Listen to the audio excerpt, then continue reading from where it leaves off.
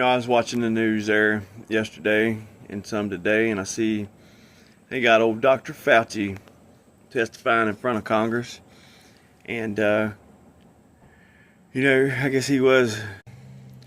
All right, we've got old Dr. Fauci out there on the news, being in front of Congress, getting grilled for all the bad stuff he did pushing that shot.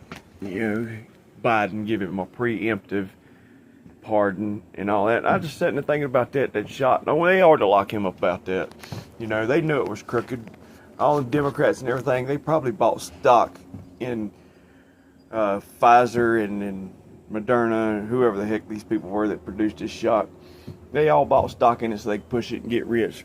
That's why Biden gave him the pardon. But there's been a lot of health problems about that. I noticed a lot of people got dementia, especially older people. Well, I guess they were the only ones that got it, but the older folks that did get dementia after taking the shot.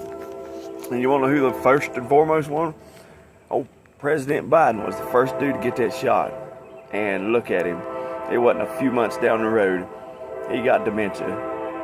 And, they tried to hide it there for a little bit. They couldn't, roll him on out and swear Kamala Harris in because people would have made a direct connection to it within the first couple months.